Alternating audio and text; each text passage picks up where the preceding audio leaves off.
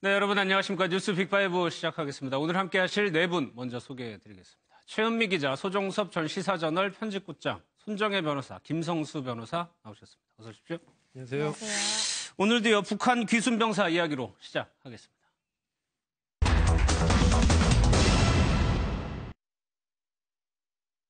귀순병사가 큰 문제 없이 이제 회복을 하고 있는데, 최은미 기자, VIP실로 옮겼어요?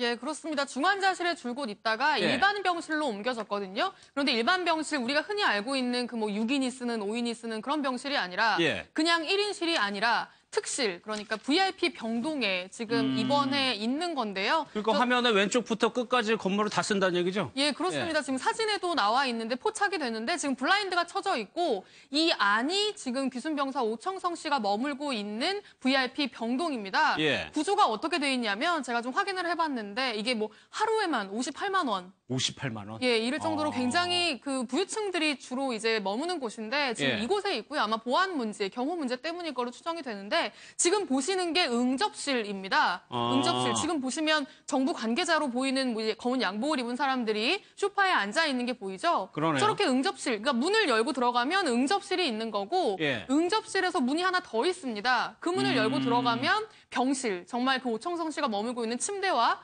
병실이 있는 거고요. 그리고 이 안에 화장실이라든지 뭐 이런 것도 다 있고 예. 전담 간호사까지 상주를 하고 있다고 합니다. 지금 나오는 자료 화면 보니까 굉장히 고급스럽네요. 예, 그렇습니다. 예. 저렇게 아마 저 안에 저렇게 이제 병실이 예. 이제 오청성 씨가 아마 저기에 머물고 있는 걸로 추정이 되는데 지금 보시면 블라인드를 어느 정도 조금 열어놨어요. 예, 열어놨잖아요. 예. 그러니까 아마 너무 이렇게 폐쇄적인 공간이 아니라 한국의 어떤 분위기, 내가 남한으로 넘어왔으니까 한국이 어떤지 창문으로라도 미세하게 좀 열려있는 창문으로라도 확인을 하라고 봐라. 예. 예, 이렇게 정부 관계자들이 좀 배려를 해준 것 같습니다. 예, 3분의 1 정도, 요 정도만큼만 열어놨네요. 여기 전체 이제 우리가 쉽게 얘기할 때 한 26평 정도 되거든요. 크기가. 예. 그러니까 나름대로 굉장히 큰 편이죠.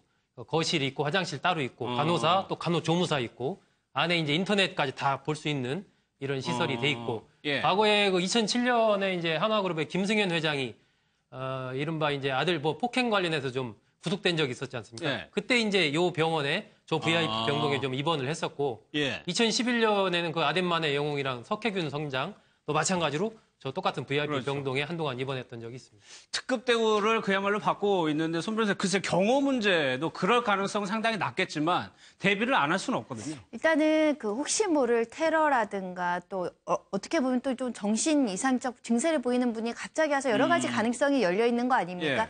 그렇기 때문에 심신의 안정도 중요하고 지금 경호상의 문제도 중요하고 그리고 만약에 일반 병실에 있었을 때는 사실 취재진들의 취재열기도 굉장히 높지 그렇죠. 않습니까? 예. 그러다 보면 치료하는 데 조금 전념하지 못하는 여러 가지 사정들을 고려해서 VIP 병실로 갔던 것 같고요. 이게 하루에 58만 원 정도라고 하는데 예. 사실 이 북한 기순자는 이렇게 좋은 병실에서 아마 난생 처음일 겁니다. 이런 공간을 처음 겪어보지 않을까 생각이 드는데 예. 아마도 심적인 안정을 취하고 우리 대한민국의 어떤 그 높은 의료 기술에 대해서 지금 굉장히 감사해야 하고 있지 않을까 생각이 듭니다. 예. 후식도 유기농 과일이 들어간다고 하는데, 이후의 과정이요. 회복이 난 다음에는 어떤 과정이 좀 펼쳐지는지 저희가 북한 장교 출신 탈북자 인터뷰를 좀 해봤습니다. 얘기를 들어보겠습니다. 그런 게 없어요. 나도 여기 와서 조사 받으면서 신의 구경 많이 나갔거든. 일단 안에서 계속 있으니까 스트레스 받잖아. 덕방에서 뭐 조사 받았는데 내 뭐 TV 있고 냉장고에 먹고 가뜩 있다 그래도 바깥 비용도 시켜주고 밖에 나 식당에 가서 밥도 먹고 강남구 일식집들 있잖아요.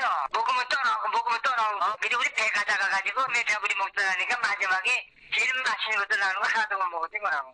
이야, 그 음식은 정말 잘해줄 거야. 아마 최고로 해줄 거야. 청주 스타 맞아서 한국에 왔잖아. 한국 얼마나 기특해. 엄마 눈물이 나던데.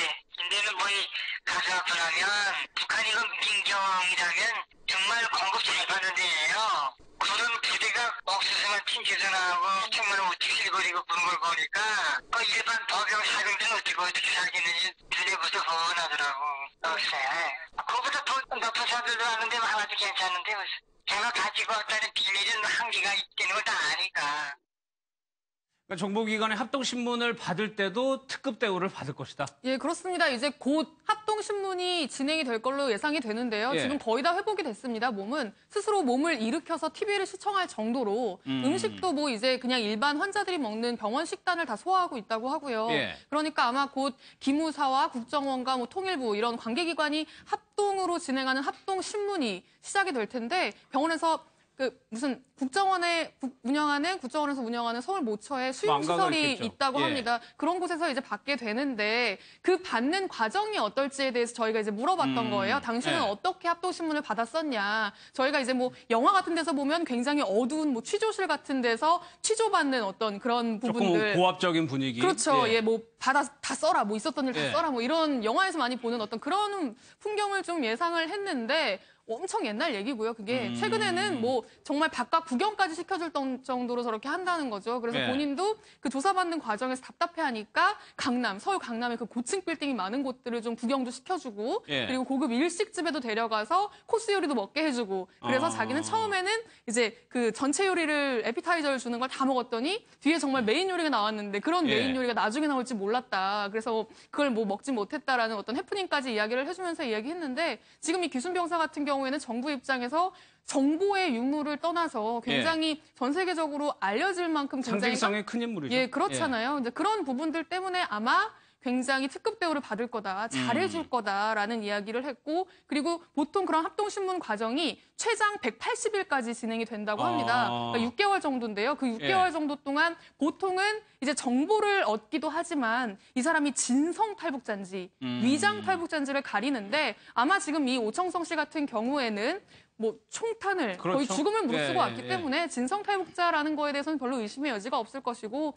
그러니까 아마 그렇게 길지 않은 시간 동안 예. 두세 달 정도 신문을 받고 나서 이제 뭐 하나원을 거치든 아니면 거치지 않든 사회로 복귀하는 과정이 진행이 될 것으로 예. 보입니다. 김성수 변호사님, 아까 이제 강남에 일식집도 데려간다고 하는데 그런 것들이 일종의 어떻게 보면 심리적인 마음을 좀 열게 하는 장치일 수도 있을 것 같다는 생각이 듭니다. 예, 아무래도 그 북한에서 넘어온 그 탈북자의 경우에는 뭐 남한이 이제 생소하기도 하고 예. 또 뭐 오자마자 신문도 받고 이렇게 되는 거지 않습니까? 간첩일 수도 있다라는 의심을 받으면서 그렇기 때문에 좀 더 이렇게 편안하게 남한은 이렇게 좋은 것도 있고 그렇기 때문에 마음을 열어도 된다. 좀 더 안정을 가져도 된다라고 마음을 편안하게 해준 다음에 신문을 하면은 더 협조가 잘 되거든요. 그러니까 자연스럽게 보여주는 거죠. 서울시내 맞습니다. 들여다다니면서. 그렇기 때문에 남한이 훨씬 좋고 그렇기 때문에 잘 왔다. 이런 예. 생각도 들게 하고 더 협조적으로 그렇게 끌어들일 수 있는 부분인 겁니다. 예. 테러 가능성도 저희가 여쭤봤었는데 그 부분은 딱 없다고 얘기를 예, 하네요. 그렇습니다. 뭐 사실 우려되는 부분이잖아요. 예. 예전 영화 같은 거 보면 탈북자가 누가 있으면 누가 와가지고 간첩이 그렇죠. 와서 뭐 이렇게 아무도 모르게 테러하기도 하고 하는 그런 부분들도 있었는데 사실 최근에는 거의 없다고 봐도 무방하답니다. 그러니까 이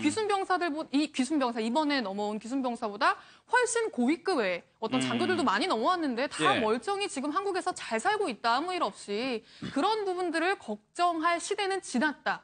라는 게 이제 이 탈북자의 설명입니다. 근데 소국장님, 지금 북한에서 김정은의 행보를 보면 저 귀순병사 배에서 옥수수밖에 안 나왔는데 매기 공장 같은 데를 시찰하고 있단 말이에요. 예, 이번에 이제 평안남도에 있는 순천 메기 공장, 우리로 치면 뭐 양어장이죠. 양어장. 예, 연간 뭐 한 1,200톤 정도의 메기를 생산할 수 있는 그런 양어장을 시찰한 부분을 이제 공개를 했는데 거기에서 이제 김정은이 뭐 못들마다의 메기들이 가득가득 이렇게 있는 걸 보니까 상당히 기분이 좋다. 뭐 이런 얘기를 했다라고 보도를 했는데 지난 9월 5일 날 그 유엔의 그 국제 제재가 네. 본격화된 이후에는 이제 지금 경제 행보만 한 6, 7차례 하고 있거든요. 이 부분은 결국 최근에도 이제 보도 나오는 것들을 보면 예.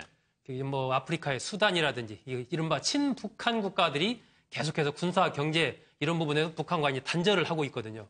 그러면서 이제 대중국 그 교역량도 지난해 동기 대비 한 62% 감소한 걸로 이번 이제 10월 달에 한 9천만 달러 수출한 걸로 되는데 이것이 예. 지난해에 대비해서 62%나 감소한 거죠. 이런 정도로 굉장히 지금 북한 경제 자체가 이 국제 제재의 효과가 이제 조금씩 나타나고 있는 그런 상황이기 때문에 그렇게 되면 자연히 내부에서 먹고 살기 힘들어지면 이제 불만이 예, 나오지 예, 않습니까? 그러니까 김정은으로서는 저러한 경제 행보를 통해서 뭔가 이제 주민들의 불만을 이게 다독이어 가고 있는 예. 그런 행보를 계속하는 것 아닌가. 그리고 또 한편으로는 이제 어떤 도발의 시점 이런 것들을 계속 그럴 보면서 수도 있겠죠. 예, 그 안에는 그냥 경제 행보를 통해서 내 대내적인 어떤 그런 좀 지도자로서의 모습 이런 것들을 보여가려는 행보를 보이고 있는 것 같습니다. 알겠습니다.